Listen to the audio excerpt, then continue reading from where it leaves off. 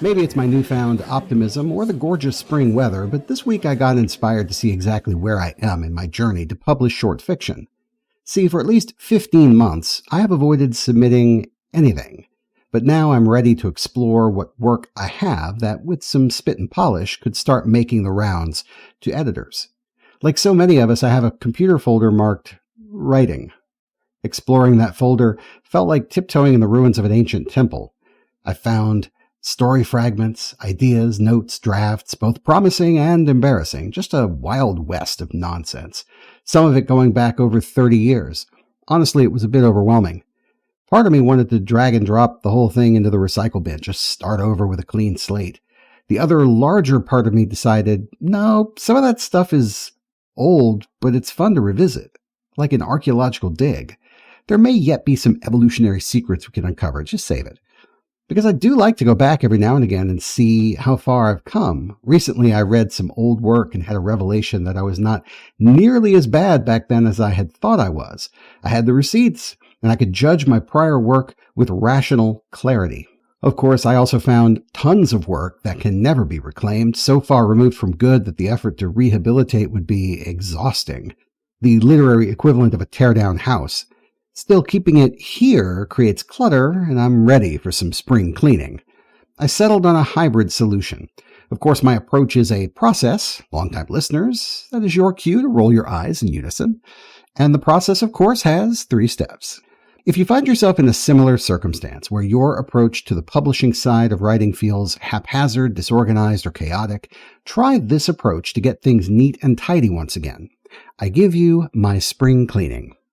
Step 1, organize. Before deciding what I was going to remove from my writing folder, I wanted to get my arms around what I had first, so I backed up all my files to an external hard drive, leaving them messy and unorganized. That way, no matter what action I took on my local PC, I knew I could always recover what I used to have. The best practice seems to be a fairly flat hierarchy of folders. The phrases shallow, consistent, and logical kept popping up in my research, so I created just my big 3 topic folders called fiction, nonfiction, and role-playing games. Then I sorted and moved all my files into those 3 main folders to give my library its basic structure.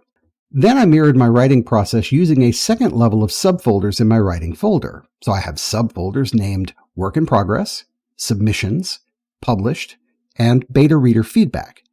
I also have subfolders for novel work and for movie scripts. I even have an archive folder, which I use kind of like a junk drawer, keeping super old stuff out of sight to get to it later. Now I can find files without having to dig or second guess. The next step is step 2, Cull. This is where we start to delete things. Sometimes I have like 10 different drafts of the same story, each saved with different version numbers or dates. That is a nightmare to keep track of. Tim has taught me the value of keeping story drafts in one document. For one thing, it's hard to compare drafts on the computer if they are in different files. So consolidate your drafts into its current definitive form. Put that best version in your work in progress folder with the story title as the file name and just delete the other versions. Remember, you have a backup on your external drive. You're deleting it from your active workspace, not from history. Anything I had trouble sorting would get shoved into my archive folder for later. Try doing this a little at a time, not all at once. It's easy to get overwhelmed. Stuff on the edges can wait. Now that all your active priority work is visible, renamed, and sorted, we move on to that last step. Step 3, submit.